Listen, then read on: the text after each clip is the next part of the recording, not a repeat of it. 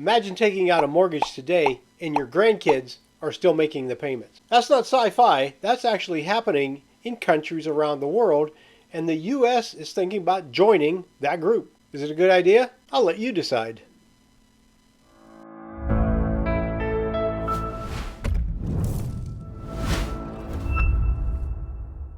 Today in the United States, there's a serious conversation about using a 50-year mortgage in order to fix housing affordability.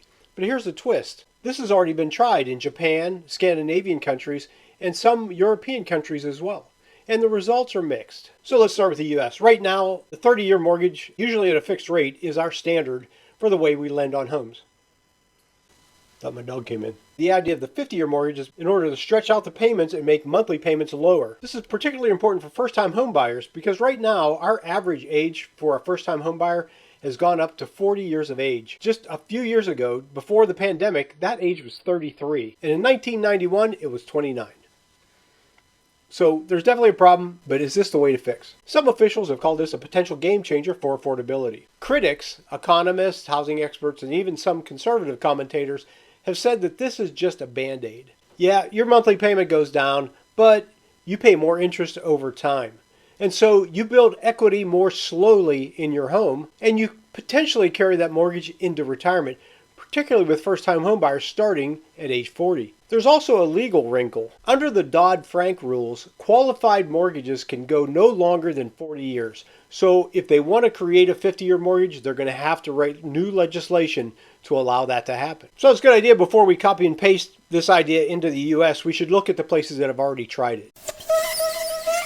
Now, Japan is the OG of ultra-long mortgages. During its big property boom back before the 90s, Japan rolled out 50-year mortgages, and then they rolled out 100-year mortgages. These are considered multi-generational mortgages, and they were actually passed down to the next generation who would eventually pay it off. And this became an ancestral mortgage in an ancestral home. So this had a couple of effects. Number one, yes, using these longer stretched out mortgages, people were able to afford, move their families into homes, but it had an add-on effect. Since more people were able to buy, that drove prices up faster. More people in the market, less supply, always leads to higher prices. And this caused a real estate bubble in Japan that they really haven't recovered from yet. And when that bubble finally burst, those families were left with homes that were worth less than what they paid for it, meaning they're just in debt. Something like what happened here in 2005 to 2008 when we had our big real estate bubble. Now today, Japan still offers long mortgages, but they're usually around 35 years. The 100-year mortgage is still available, but it's more of a niche. So Japan showed us, yes, increase affordability,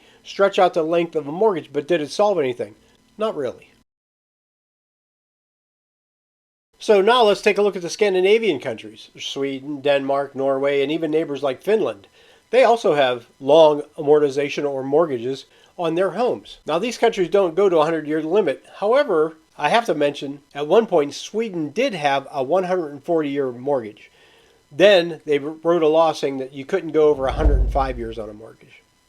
Thanks. I'm sure they were happy. But in the Nordics, they structure these a little bit differently, and some aspects can be positive and some can be kind of negative. In the Nordics overall, maximum maturities are usually about 38 years for fixed rate mortgages and about 40 years for variable rate mortgages. Another thing they do in Sweden is they have an interest-only period on some of those mortgages. So if you take out a 40-year mortgage, let's say, for the first 10 years, you may be only paying interest off. That's right, you're only paying interest. You're not paying any of the principal down, which means you're not building any equity. Now, how many of you move more often than every 10 years? Because if you're in a home paying interest only and you decide you want to move, you have no equity to put into that next home. There's a few differences between the Nordics and particularly Sweden and the U.S. Number one, they have very strong loan-to-value limits that have to be followed for a loan. And they also conduct stress tests to make sure the households can actually afford that mortgage. Here in the United States, as of November 16th, Fannie Mae is not going to require a credit score to be qualified for loans. It's going to be up to your lenders, and it's always a little bit been up to the lenders, but Fannie Mae did have a bottom. Now that's going to go away, and it's going to be totally up to the lenders to make sure that you're qualified. Well, what could go wrong? And in the Scandinavian countries, they also are able to switch and refinance a little bit easier than we can in the U.S. So people there don't necessarily keep those 40-year loans and opt maybe to move somewhere else, as long as there's not too much stress. But Japan and Scandinavia aren't the only countries who have these long mortgages. Across the OECD, or the Organization for Economic Cooperation and Development, which is 38 countries, mostly Western countries, including Japan, Australia, and all of Europe and the United States, 38 countries, there are also long-term loans, for instance, Spain and France. They've both offered mortgages that were between 50 and 60 years. And Finland has also been up to 60 years. Now, these are not the norm, but they are offered out there.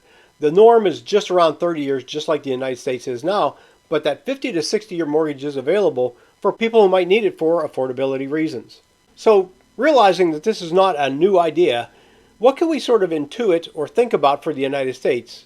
Could this be a positive? On the positive side, more affordability in the marketplace initially, because people will be able to make the monthly payment easier. Negatively, though, you're going to be paying more interest overall, unless you can prepay on your principal. But we saw in Japan that these multi-generational ancestral mortgages actually created a bubble, and it drove prices up, and we don't need that anymore. We have high enough prices. In the Scandinavian countries, we could see that these longer ones can work as well, as long as there's that regulation and that tightening of the stress test on the household to make sure they can afford it, and strict regulations to protect the consumer. Other European countries, the OECD, have shown that 40 to 50-year mortgages can be useful. However, they are not the majority of the mortgages that are lent out.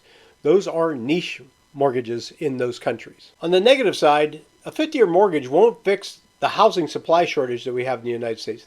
We need to build more homes. After the big crash in 2005 to 2008, that period, after 2008, home builders really slowed down the amount of building that they did. And they've never really caught up to where we need to be for household formations in the United States.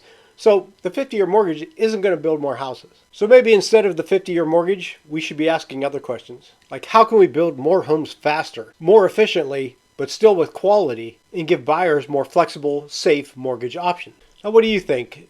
Knowing what you know now, would you ever take out a 50-year mortgage? Comment below, let me know. I mean, if you really need a house, you may be in a position to do that. And if you found this information helpful, please like and subscribe. Pass it on to your friends. Let them know I'm here. There's only like 3,800 people who know I'm here. I feel lonely.